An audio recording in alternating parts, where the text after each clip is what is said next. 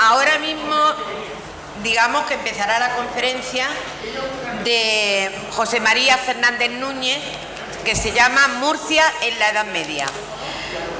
José María es licenciado en Historia, historiador e investigador del mundo prerromano, colaborador con los equipos de la Policía Judicial, autor de varios artículos y varios libros, entre ellos, el último es la historia... Después de la historia.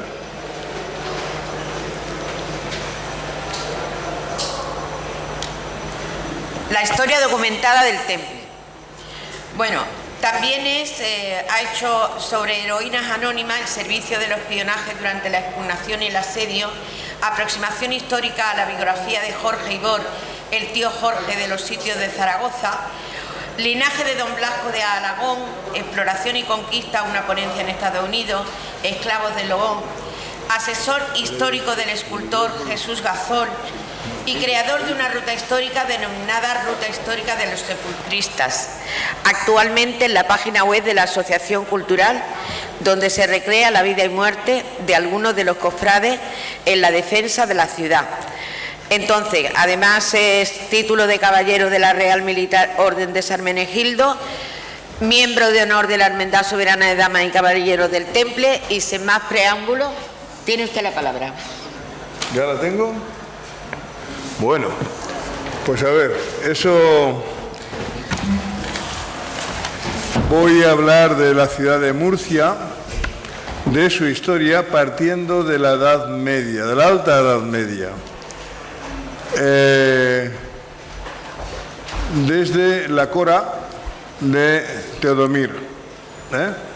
Y acabaré con Jaime II, cuando se firma el Tratado de Elche, que es cuando ya se cierra todo lo que hay. La cosa va a ser leída, porque no me ha dado tiempo mucho a hacer lo que yo quería hacer, por cuestiones no personales. Pero espero que no les guste a ninguno, porque si les gusta tendré que hacerlo otra vez, ¿verdad? Bueno, vamos a ver. El reino de Murcia era un territorio anhelado, además por su situación, por los reyes de Castilla y Aragón debido a su alto valor geoestratégico situado en el sureste de España, peninsular, mediante la firma del Tratado de Alcaraz. Es otro tema que también hay que tocar mucho, porque Murcia sufrió varios tratados para llegar a ser lo que fue, porque fue en los tratados que se hicieron, como por ejemplo en la Almizra, no fue respetado ni por Aragón ni por Castilla, por ejemplo, ya lo veremos. Este pacto de Alcaraz lo hicieron con los descendientes del rey Ibn Hud. Implicaba su entrega a Castilla, que asegura a los musulmanes de Mursilla, el nombre de Murcia en árabe o en moro, la conservación de sus cargos públicos, sus bienes y propiedades, su cultura y su religión. Los nombres de Murcia, a través de la historia, han sido diferentes, en función a la cultura que se asentó en estas tierras. Como solo hablo de Murcia medieval, diré que en el año 713, en tiempos visigodos, era denominada Cora de Tudmir, tal y como he dicho antes, que hacía referencia a Teodomiro, el duque visigodo que gobernaba estas tierras desde Orihuela, puesto que Murcia no estaba todavía ni preparada ni delimitada. Murcia era lo que más abajo os voy a decir. Para otros estudiosos del tema, Murcia significa embarcadero. No lo había visto nunca, pero bueno. La explicación más popular fue la que expuso el escritor y filósofo Marco Terencio Barrón, quien relacionaba a Murcia con el nombre de Mirtea. Es un vocablo derivado del latín que se refería al mirto. Es una planta muy abundante aquí en esta zona. Y En la Grecia clásica, el mirto o arrayán, que se llama así, estaba asociado a la diosa Venus o Afrodita y simbolizaba tanto la fecundidad como la fidelidad, al contrario de lo que se tiene en otros escritos respecto a Venus, sobre todo, y Afrodita. Posiblemente la diosa del mirto estuviese íntimamente relacionada con ella, pero la más real y documentada es la de Medina Mursilla. Hay constancia de que Murcia fue fundada sobre una pequeña elevación a orillas del río Segura, sobre una pequeña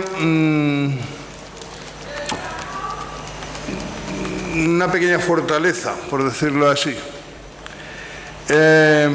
Por mandato del emir del Al-Ándalus de Ramón II, que en un lugar donde había existido una villa tardorromana denominada Murtia, y ese es el nombre real, Murtia, que le proviene del latín romano, el 25 de junio del 825, quedándose con este nombre. Retrocediendo en el tiempo, vemos que el territorio, tras la llegada de los musulmanes, recibiría el nombre de Cora de Tudmir. La Cora era una de las demarcaciones territoriales en que estaba dividida el Al-Ándalus. La antigua península ibérica eran como hoy, por ejemplo, los gobiernos civiles de cada provincia, ¿no? Durante el Emirato y el Califato de Córdoba, en ese tiempo fue cuando todavía la Cora existía.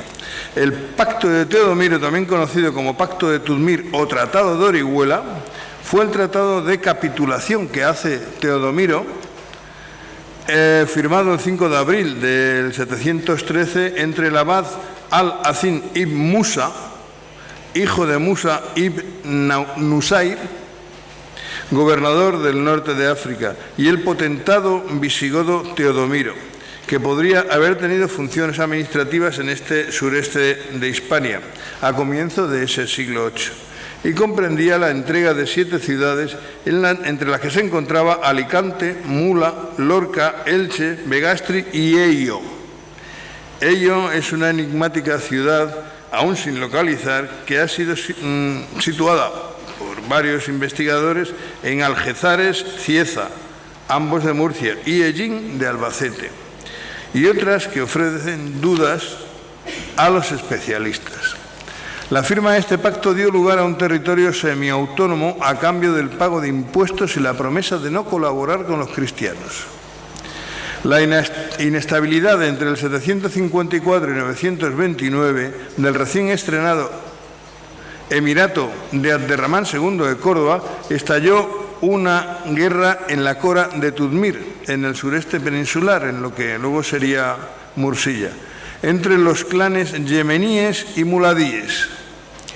Los yemeníes y muladíes sabemos quiénes son.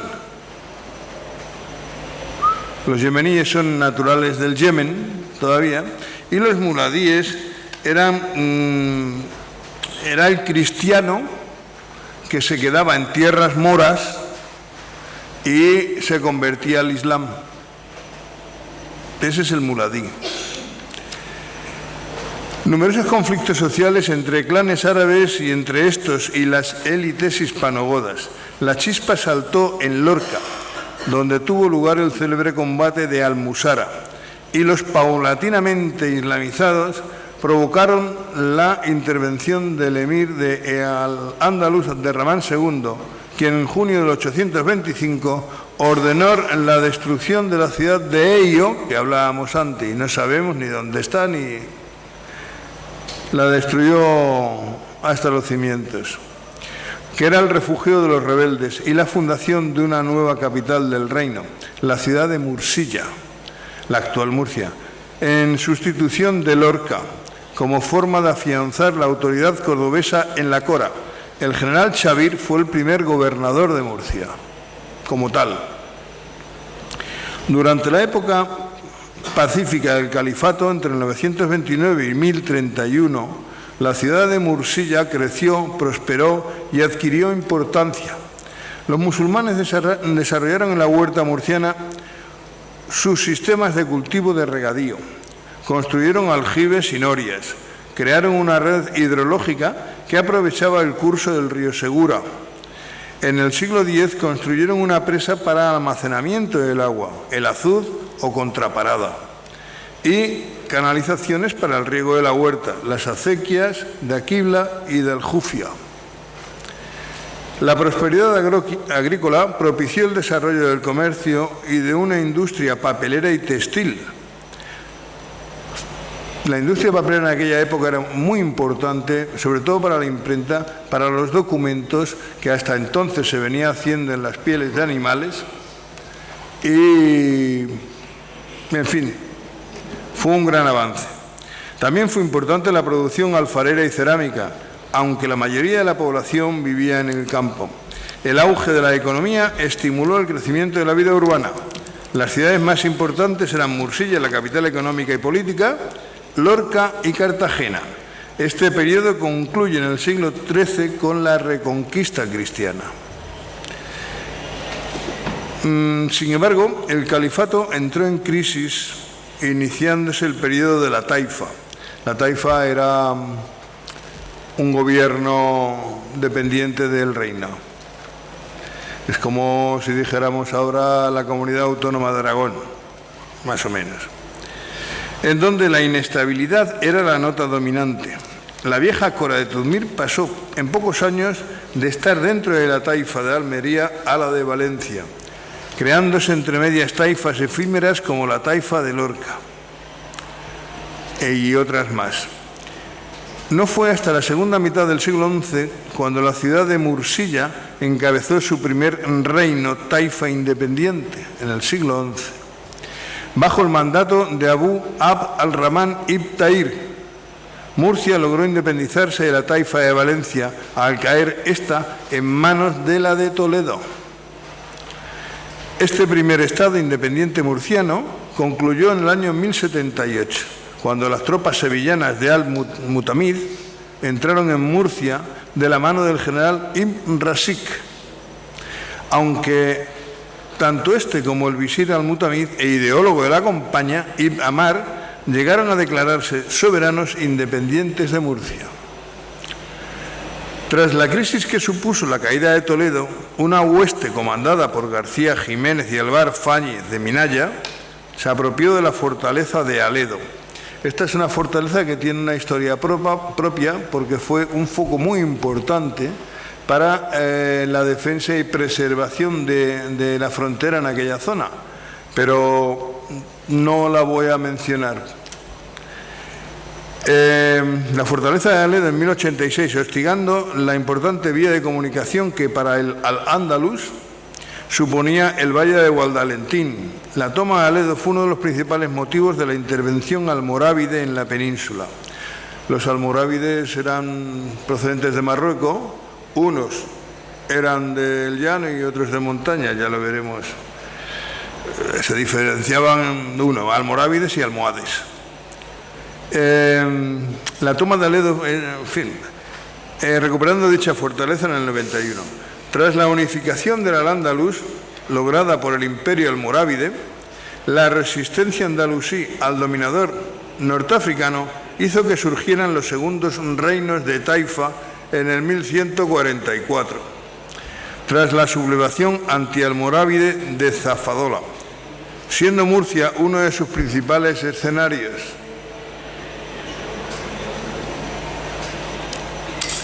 La nueva taifa de Murcia alcanzó gran hegemonía gracias a Ibn Mardanís, el famoso rey lobo, que todo el mundo más o menos ha oído hablar de él, que mantuvo relaciones amigables con los reinos de Castilla y Aragón y organizó la resistencia contra el nuevo pueblo norteafricano que pretendía controlar al Andalus, los almohades.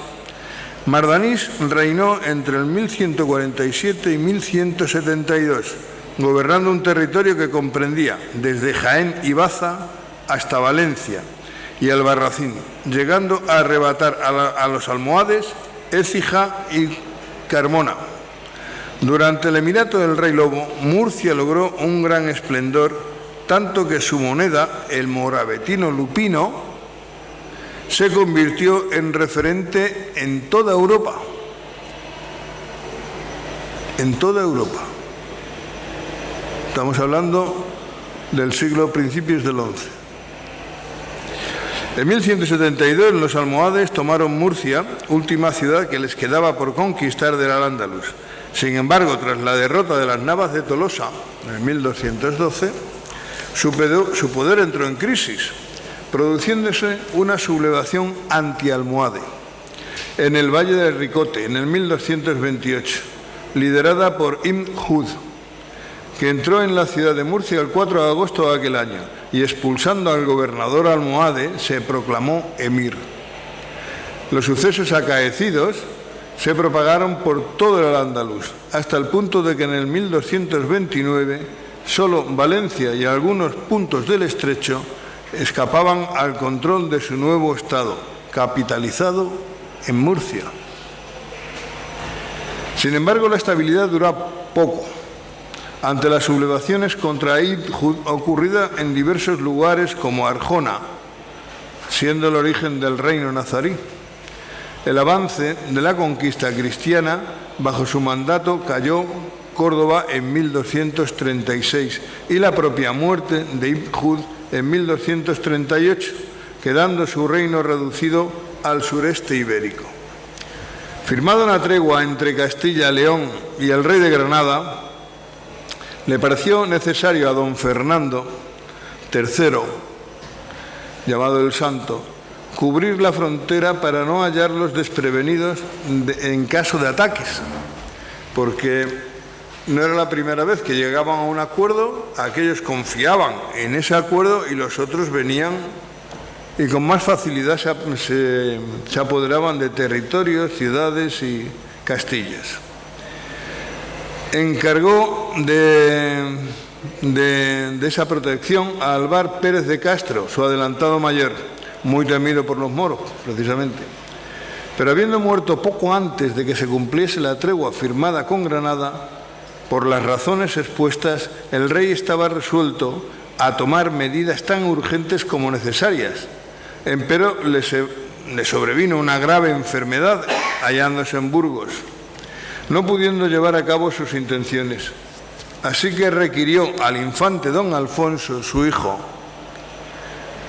para que pasase con el ejército que tenía formado y dar principio a una confrontación contra los moros de Granada.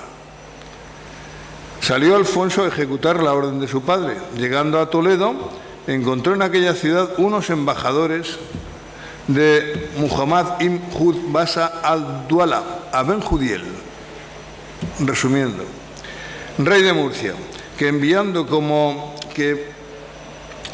había enviado como emisario a su hijo a Burgos, por si no podía hablar con el príncipe, por lo menos que lo hiciera con el rey. Iban a encontrarse con el rey Fernando con orden de ofrecerle en nombre, los embajadores me refiero, para ofrecerle en nombre del emir de Mursilla la entrada en su reino con ciertas condiciones contenidas en la misma demanda. Alfonso consultó con don Ruiz González de Girón, al que su padre lo puso a su servicio, dada la inexperiencia de Alfonso basada en su juventud.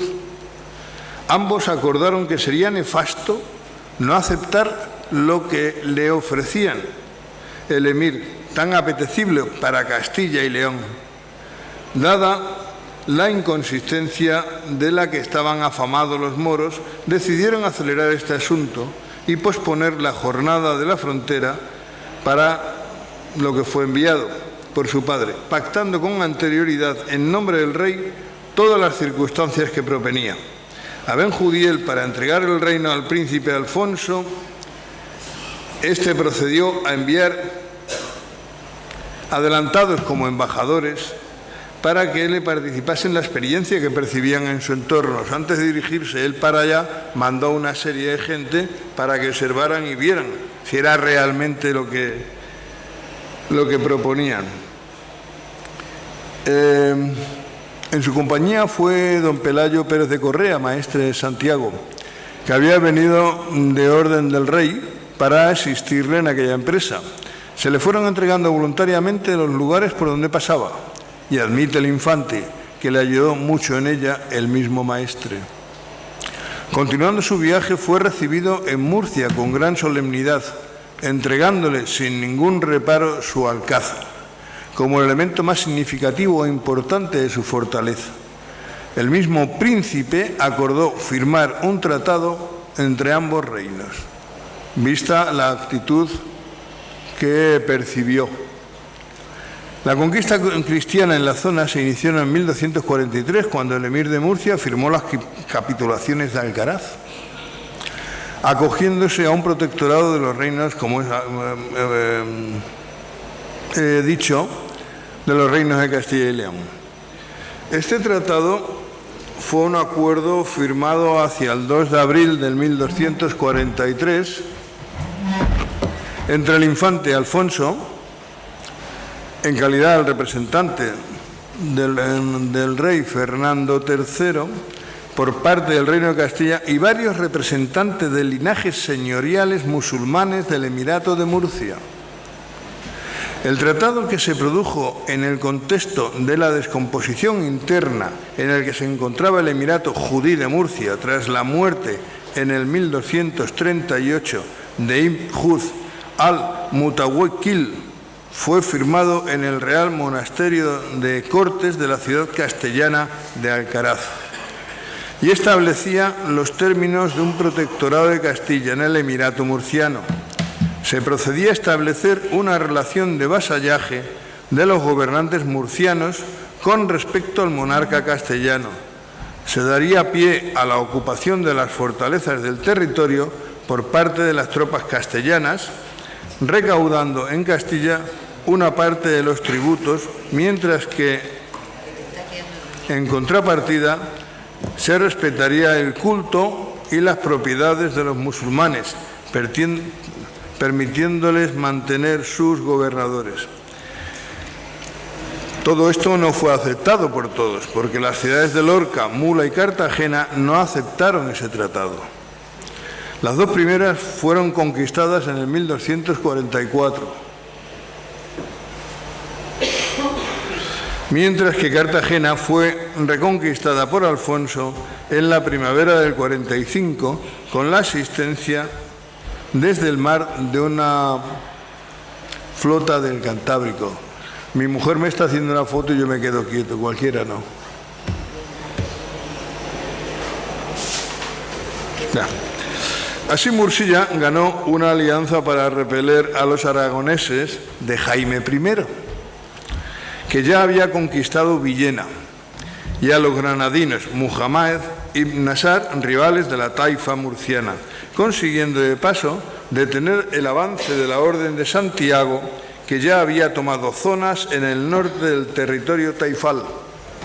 Castilla, en contrapartida, conseguía una salida al mar Mediterráneo, muy importante para el reino. A cambio, Murcia recibía protección militar contra el reino nazarí de Granada, que pretendía someterla, y se garantizaba el respeto a la religión, a las instituciones, las propiedades, la lengua y las costumbres de sus habitantes musulmanes.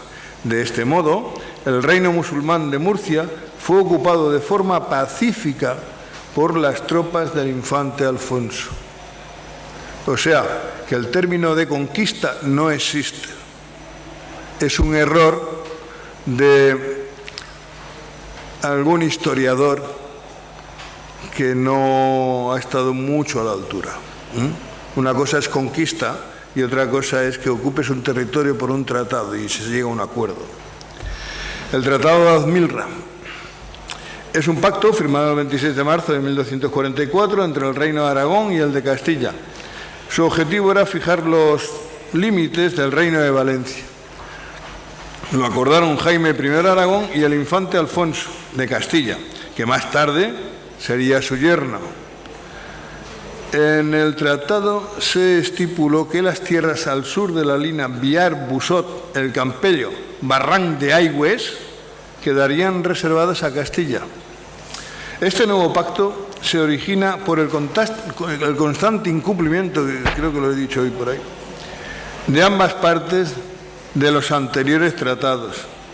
El Tratado de Tudilén en el 1151, que no hago constar aquí porque tampoco tiene que ver nada con Murcia, y el Tratado de Cazola, es Cazorla, pero en la documentación viene como Cazola. Sobre límites navarros concretamente y la cláusula de ambas partes. Vulneran, es la siguiente, es que cada uno hacía lo dentro de ese, ahí está el tratado, pero luego yo hago lo que quiero, tú también. Y por eso lo vulneran. Y en este tratado precisamente firman un acuerdo que dice que ninguno de los dos quite o disminuya al otro algo de la parte de cada uno asignada, ni de otro modo uno de los dos maquine astutamente algún obstáculo contra la ya dicha división. No se llevó a cabo. Cláusula con la que se reforzaban los acuerdos. Jaime I vulnera esta cláusula al conquistar Villena en 1240 y con ella los sitios de Caudete y Sax. Sax es un lugar donde murió en el 1239 don Artal III de Aragón, un personaje muy importante para aquel reino. Historias propias de estas poblaciones, su padre fue el que conquistó Morella. Morella todo el mundo más o menos sabe dónde está y la importancia que tuvo. Historias propias de aquellas poblaciones con una importancia extrema al ser similares a su ubicación. Unas veces fueron castellanas, otras aragonesas, albaceteñas y valencianas. Merecen un estudio aparte y una consideración propia, que al estar al otro lado del puerto de Villar correspondían a Castilla y al infante don Alfonso. También lo hizo pretender Játiva en 1244, que correspondía al reino de Aragón, buscando forzar así un nuevo pacto donde se respetaran las fronteras pactadas en el Tratado de Cazorla. Uno se va a Villena y el otro a Játiva. O sea, el pacto sirvió para poco. La primera constancia que se tiene en el Tratado de Mirra aparece en el segundo capítulo de la crónica de Jaime I, el libro de los Hechos o Libre dels Fets, al que hay que sumarle la cautelima. ¿Qué es la cautelima? Hay que tratarlo con muchísima precaución. ¿Por qué? Desde el tiempo de los archiveros Bofarul y familia, ese libro fue copiado en varios ejemplares y fue repartido por todo lo que es el condado de Barcelona, no catalán. Y, en fin, en cada sitio se ponía lo que a uno le interesaba. Aunque el texto del tratado no se publicó hasta el 1905, Eso ya fue cuando se publicó oficialmente. Varios medievalistas intentaron atribuirse el hecho, pero fue el presbítero Roque Chavás, el descubridor de un legajo sin catalogar, buscando en el archivo de la Corona de Aragón, que resultó ser una copia del Tratado de Almizra, tal y como expuso este señor esta mañana. Es el mismo documento. Es de difícil lectura, muy difícil lectura, yo lo tengo en casa también, pero bueno. El tratado se firmó en el actual municipio del Campo de Mirra, en Alicante, donde desde 1977 hay un monumento, que también lo que decía este señor, que lo conmemora y donde todos los años, el 25 de agosto, durante la fiesta de moros y cristianos, se hace una representación teatral de la firma. El lugar quedó definitivamente aclarado en un informe de fecha de 8 de julio del 26. La Real Academia de la Historia, en el cual confirma textualmente: excelentísimo señor, el actual ayuntamiento de Campo de Mirra corresponde en parte por sus términos jurisdiccionales con la antigua población de Almizra. La sucinta relación que de la historia de este pueblo queda hecha demuestra ser el acontecimiento más importante ocurrido en el mismo. La paz firmada entre Jaime I de Aragón y su yerno, infante don Alfonso de Castilla, tratado que fue suscrito y concertado en el castillo de Almizra. Si se observa la ubicación de los castillos pertenecientes a ambos reinos, se verá que los correspondientes a Castilla se encuentran en elevaciones en llano, mientras que los de Aragón están todos emplazados en zona montañosa. Gijona cierra el paso a la entrada desde Alicante por la hoya de Gijona hacia la Carrasqueta. Castilla domina toda su hoya al pie del puerto del Biar y hasta Sax. Biar defiende el acceso de su puerto al Mirra, actualmente Campo de Mirra. Domina hasta Bocairente, el valle por el que discurre el curso alto del Vinalopó y Villajoyosa, separada de Alicante por una extensión de montañas áridas. Con esto el Reino de Aragón consigue controlar los accesos naturales hacia el interior de sus territorios, mientras que Alfonso X ya consigue evitar que le sean conquistadas sus tierras alicantinas y murcianas y frenar el avance aragonés. Este resultado explicaría la extraña pretensión del castellano por Játiva, que ya había asegurado para Aragón, forzando así a Alfonso que se cumplieran las fronteras pactadas en Cazorla. Tras la intervención aragonesa, quedó ya plenamente establecido el castellano Reino de Murcia, mediante la repartición y colonización por parte de gentes venidas de toda la península y ciertas zonas de Europa. Se formaron concejos de realengo y señoríos laicos, esbozándose los primeros términos municipales de la actual región. La estabilidad se vio favorecida por el establecimiento de órdenes militares tales como la Orden del Temple o la de Santiago, evitando así las rebeliones internas, a los piratas de la costa y la conflictividad de la frontera de Granada. Esta última se fortificó. Me tengo que ganar la vida de otra forma. No, sí. Pero, hombre, si me callo, no te duermes. Yo hablo y tú duérmete tranquilo. ¿Vale? Bueno, vamos a ver. En la primera mitad del siglo XIII, Castilla y Aragón conquistaron múltiples estados musulmanes en el sur de la península ibérica. Mursilla, un importante centro de poder del sureste, se le hizo entrega al infante don Alfonso de Castilla a través del Tratado de Alcaraz de la Taifa de Murcia el 12 de abril del 1243. No, de aquí no se va. Porque entonces tengo que coger esto y tirárselo ahí. Se convirtió en vasallo semi-independiente de Castilla. La Taifa de Murcia se convierte en un vasallo semi-independiente de tu pueblo. ¿Vale? Bueno.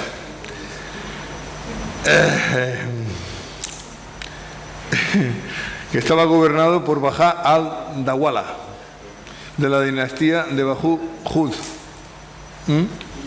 Bajo este arreglo, Murcia todavía tenía su propio ejército, burocracia y moneda, pero sus gobernantes tenían que someterse como vasallos a Alfonso X. Bajá al-Dawla permaneció leal a Alfonso X, a pesar de su política de apoyo a la población cristiana de Murcia. Bajá al-Dawla fue sucedido por su hijo Abu Jadbar en el 1259, que murió al cabo de unos años y fue sustituido por su hijo Muhammad. Este fue depuesto pronto por su primo Abu Bakr ibn Hud, también conocido como al-Watik. Para entonces el sultán Muhammad I del vecino Emirato de Granada había consolidado su poder y sus territorios para convertirse en otra potencia regional, aunque nominalmente también bajo la soberanía de Castilla. En 1250 el Papa comunica al rey la restauración de la diócesis de Cartagena. Tras la solicitud, no sé de qué restauración se refiere, porque ahí nunca hubo una diócesis de Cartagena. Era todo moro. Pero bueno, tras la solicitud de la corona nombrando obispo al franciscano Fray Pedro Gallego, confesor del príncipe Alfonso. No está claro ni se llegó a iniciar la construcción de la Catedral de Cartagena, ya que existen dudas de que en este templo fuera concebido como sede de la diócesis, que en 1291 se trasladó a la ciudad de Murcia. En el 51 aparece García Suárez como merino mayor de Murcia, principal cargo institucional de la demarcación, que fue sustituido en 1258 por el adelantado mayor del Reino de Murcia. Bueno, vamos a hablar ahora de la rebelión, que ya vamos a acabar pronto. A finales de julio o agosto del 1264, la población musulmana mudéjares de la Baja Andalucía inició una rebelión contra Castilla, comenzando en Jerez de la Frontera y extendiéndose a otras localidades, provocada en parte por la opresiva política de reubicación forzosa de Castilla contra los musulmanes, así como por la instigación de Muhammad I de Granada. Este renunció a su lealtad a Castilla y también atacó múltiples asentamientos y castillos, incluyendo la propia Jerez.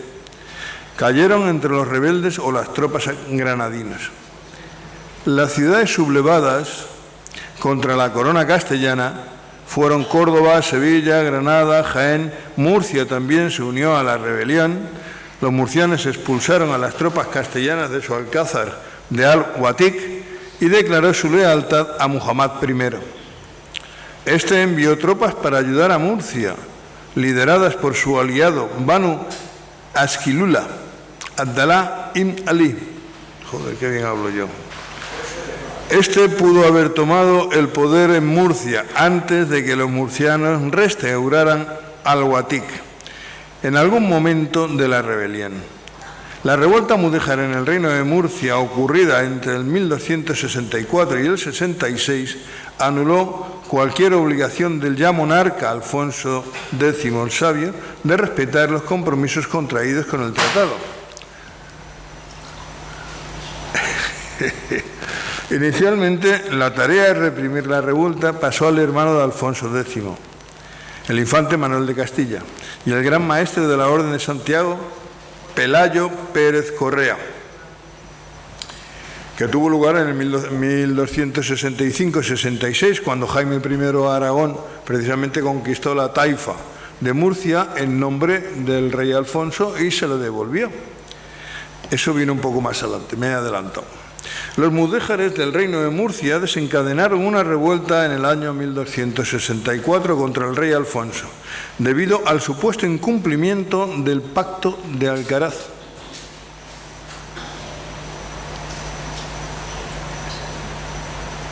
Que baje el ritmo o que vaya más deprisa. Como vaya más deprisa,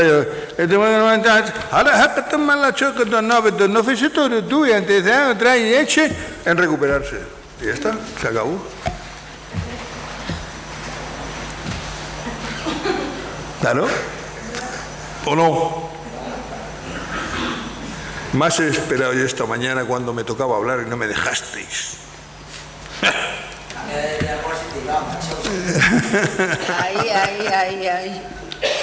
Ahí, ¿qué? ¿Qué vas a esperar tú esta mañana? Oye, ¿y tú también te estás durmiendo? Yo no. Ya. ¿Perdón? Hostia. Bueno, a ver. ¿Estoy despertando a los dos? Bueno, venga, voy a ir más rápido. Los mudéjares del reino de Murcia desencadenaron una revuelta en el año 1264 contra el rey Alfonso X. Ah, vale.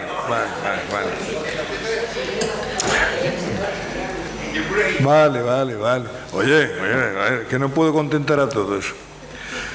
Los mudéjares del reino de Murcia desencadenaron una revuelta en el año 1264 contra el rey Alfonso X. Debido al supuesto incumplimiento del pacto de Alcaraz, la revuelta de los voluntarios de la fe islámica se extendió a Andalucía con el apoyo del reino musulmán de Granada. Alfonso X derrotó a los mudéjares sublevados en Andalucía, expulsó a los rebeldes de la campiña y repobló la región con cristianos del norte de la península ibérica. Esto es lo más importante porque es la formación definitiva de Murcia. Alfonso X reclamó la intervención militar del reino de Aragón de Jaime I, era su suegro. Y el rey de Castilla estaba casado con la infanta Doña Violante de Aragón. a la que pidió que escribiera su padre solicitando la ayuda. Violante en este caso sí es legítimo, pero no lo es en el caso de su madre Violante de Hungría. No existió esa mujer, se llamaba Yolanda. Y eso solamente hay que consultar los documentos de la época. Jaime I aceptó y convocó sus cortes para que apoyara la guerra. Las Cortes Condales de Barcelona, en otros sitios de Cataluña, pero que no, aceptaron aumentar los impuestos para la campaña en julio de 1264, pero las Cortes de Aragón rechazaron inicialmente la campaña cuando se reunieron en noviembre. En mayo del 65, el arzobispo de Tarragona y el obispo de Valencia comenzaron a predicar la cruzada. El Papa Clemente IV permitió que Jaime I recogiera el diezmo de sus dominios durante 3 años para financiar la cruzada. El infante Pedro, futuro Pedro III de Aragón, llevó a cabo las primeras incursiones contra los rebeldes a finales del verano del 1265. Es probable que Jaime I temiese que si las ciudades musulmanas triunfaban en su sublevación respecto de Castilla, siendo estas limítrofes con los territorios de su propio reino, las consecuencias podrían también afectar a ese territorio. Pues si lograban vencer al reino de Castilla, la siguiente rebelión estaba clara. Podría ser Aragón. Así pues, Jaime I consigue el favor del apoyo de los nobles aragoneses, que en principio no estaban muy dispuestos a continuar batallando, ya que acababan de conquistar Baleares y Valencia, y con el permiso de las Cortes comienza a marchar con sus tropas hacia tierras murcianas. Después de las negociaciones iniciales con sus nobles, Jaime marchó desde Valencia a finales de octubre de 1265. Mantuvo a su ejército muy unido y avanzó por pueblos musulmanes. A su vez, los musulmanes de Villena, Elda, Petrel y Orihuela se le rindieran, con la condición de que se les permitiera conservar sus tierras y su fe libremente. Posteriormente, las tropas aragonesas tomaron múltiples localidades murcianas y derrotaron a una columna de refuerzo. Jaime I, a medida que se desplazaba a las villas y ciudades, se iban rindiendo ante el gran ejército aragonés, hasta llegar a Orihuela, donde es informado que las tropas procedentes de Granada avanzan hacia Murcia para defenderla y ofrecer resistencia. Jaime se dirige rápidamente a Murcia para impedirlo y se sitúa en un paraje junto a Alcantarilla, consiguiendo ahuyentar a las tropas granadinas que acaban refugiándose en Alhama. Instala su campamento a las afueras de la muralla y la asedia durante unos 15 días. Los gobernantes de la ciudad comprendieron su debilidad frente a las tropas y aceptaron negociar su rendimiento, con un pacto que respetase la convivencia de musulmanes y cristianos. Jaime ahora se preparaba para marchar ya definitivamente sobre Murcia y se unió a las tropas castellanas bajo el mandato del infante Manuel. Al mismo tiempo, las tropas granadinas, que contaban con 800 efectivos de caballería y 2.000 hombres armados, marcharon para socorrer a la ciudad. Jaime I se movió para interceptar esa columna y los granadinos fueron derrotados en una batalla. A principios de diciembre, Jaime I se reunió con Alfonso X en Alcaraz, en la frontera entre la Corona de Castilla y el Reino de Murcia, para coordinar sus esfuerzos bélicos. Se desataron escaramuzas entre los defensores y los asediadores, superados en número y sin posibilidad de recibir refuerzos. Los defensores de la ciudad pidieron condiciones para rendirse. Jaime ofreció pedirle a Alfonso X que restaurara los derechos legales de los murcianos antes de la rebelión: el autogobierno bajo el protectorado castellano, la libertad de culto y la preservación de tierras y propiedades. Estuvieron de acuerdo con esta oferta, pero pidieron el acuerdo explícito de Alfonso X en lugar de la promesa de Jaime de preguntarle. Jaime I se negó a obtener el acuerdo de Alfonso X antes de que la ciudad se rindiera. El rey Jaime de Aragón Conquistó el reino de Murcia en 1266 y devolvió la soberanía al territorio de Castilla en cumplimiento del Tratado de Cazorla del 1179 y el Pacto de Almirda de 1244. Tras la conquista de Murcia fue puesta bajo el control de Castilla y perdió su semi-independencia. El asedio de la ciudad de Murcia comenzó el 2 de enero de ese año, del 66, finalizando con su rendición el 31 de enero y la entrada de Jaime en la ciudad el 3 de febrero por la puerta norte llamada de Orihuela, y ocupa el alcázar que estaba junto al río y estaba junto a la mezquita mayor, que transformaría en iglesia y la dedicó a la Virgen María. Es lo que hoy conocemos como catedral, restaurando así el cristianismo, aceptando formalmente la rendición de la ciudad al Batik. Hoy ese lugar lo ocupa, vaya por Dios, la Catedral de Murcia, así como la zona entre este y la puerta que daba al campamento original del rey aragonés, en contravención de las condiciones de la rendición. Cuando los ciudadanos musulmanes de Murcia protestaron, Jaime I, con respecto a su mezquita convertida en una iglesia católica, Jaime I dijo que había otras 10 mezquitas más en la ciudad y que no deseaba escuchar la llamada musulmana a la oración en el castillo donde se había establecido. También amenazó con saquear la ciudad. Los musulmanes cedieron.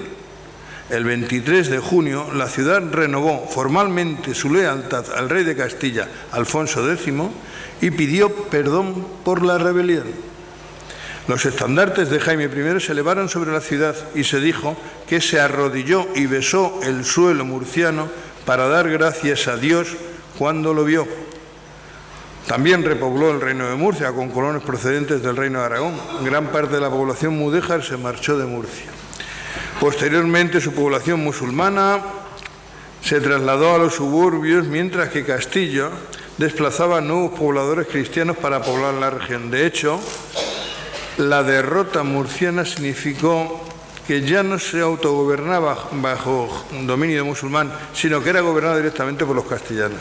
Los derechos de los musulmanes, garantizados por los términos de la rendición, resultaron ser tan débilmente respetados en la ciudad que los musulmanes solo se les permitía vivir en el arrabal murado llamado Arrisaka. Arrisaka era un barrio que estaba detrás del paseo de Alfonso X, detrás de esas iglesias, de ahí para allá donde se sitúa el Corte Inglés, el Tajo Británico. ¿El hospital también se llama? Sí, también, el hospital también. Es que era una zona muy grande y ahora mismo hay una excavación allí que la están trabajando. Eso era Arrisaka. Eso estaba murado y estaba fuera de lo que era la ocupación cristiana. Obligó a ciudadanos musulmanes a trasladarse allí. Se construyó un muro entre el suburbio musulmán y el resto de la ciudad, y a los musulmanes se les dio la libertad de religión en su suburbio. A Al-Watik se le cedieron tierras y vivió en el exilio. En su lugar, Abdallah ibn Hud fue nombrado líder de los musulmanes con el título de rey de los moros de Arrisaka, en Murcia, en lugar del rey de Murcia, antes de la rebelión. El resto de la ciudad fue confiscada y asignada a los cristianos. Alfonso permaneció en Murcia entre febrero del 1271 y otoño del 72, supervisando la colonización de la región y restableciendo una nueva administración por parte de los cristianos. Concedió el fuero a Murcia y otras localidades. En una segunda fase, la repoblación del reino de Murcia se completó, fue llevada a cabo por el rey Alfonso, intentando evitar el excesivo poder de la nobleza. Para ello, creó un gran concejo de realengo que representaba y defendía los intereses del rey en las nuevas tierras. Impulsó en Murcia la creación de varios concejos.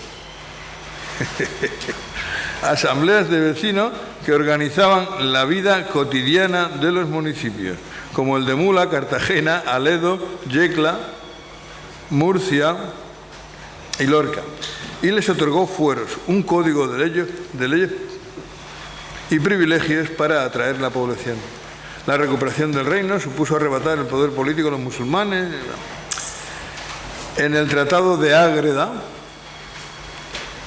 que fue firmado entre el 27 y el 28 de marzo de 1281 entre Pedro III de Aragón, Jaime ya había muerto, murió el 27 de julio del 76 en Alcira, y Alfonso X de Castilla en Ágreda, actual provincia de Soria. Por ese tratado, Pedro III obtuvo de Alfonso X los castillos del Puello y Ferrellón, del término de Pozuelo y el Valle de Ayora, y de Sancho de Castilla, Requena y la soberanía sobre el señorío de Albarracín, una vez éste fuera conquistado por Castilla o por Aragón, a cambio del reconocimiento de Sancho como heredero del reino de Castilla. Había también una cláusula secreta que establecía un futuro reparto del reino de Navarra. Pedro murió el 11 de noviembre de 1285 en Villafranca del Panadés, y le sucedió su hijo Jaime II. Y ya con esto ya prácticamente la paliza se acaba. La revisión posterior del Tratado de Almizra fue en el 1296, pues estalló una nueva guerra entre Castilla y Aragón, ya que Jaime II de Aragón invadió el reino de Murcia, que ya era reino vasallo de Castilla por el Tratado de Alcaraz, de 1243, violando las fronteras del Tratado de Almizra. Posteriormente se dividió el reino en dos partes, y las comarcas del Medio y Bajo Vinalopó, el campo de Alicante y la Vega Baja del Segura, quedaron incorporadas al reino de Valencia, tras la firma de los tratados de Torrellas. La conquista cristiana del reino de Murcia, y definitiva ya, el rey Jaime II de Aragón tomó la posesión del reino de Murcia en 1296 al serle donado por el pretendiente Alfonso de la Cerda a cambio de su apoyo contra Fernando IV de Castilla, todavía menor de edad y sujeto a una regencia. La conquista se vio facilitada por la abundante población de origen aragonés que residía en el mismo desde la intervención de Jaime I en 1266, aunque tuvo la oposición de las guarniciones castellanas de los castillos y del obispo de Cartagena. Entre 1296 y 1300 fue ocupado la mayor parte del reino, principalmente de la zona sureste. Sin embargo, tanto Castilla como Aragón necesitaban la paz, tras alcanzar Fernando IV la mayoría de edad, por lo que en el 1304 se firmó el Tratado de Torrellas, y posteriormente la modificación, el Tratado de Elche en el 1305, que cambiaba definitivamente las fronteras entre Castilla y Aragón, fijadas en el Tratamiento de Almizra, devolviendo a la corona castellana el reino de Murcia, pero incorporando a la corona de Aragón, y no es corona, es reino, en concreto al reino de Valencia, las comarcas murcianas del Valle del Vinalopó, el campo de Alicante y las Vegas Bajas del Segura. Este cambio fronterizo motivó la especial incidencia que tuvo la Guerra de los Dos Pedros en el siglo XIV. La sentencia arbitral de Torrellas no la voy a mencionar, porque se nos está haciendo ya muy largo y hay gente que se duerme. No, yo digo, yo hablo de ahí, No.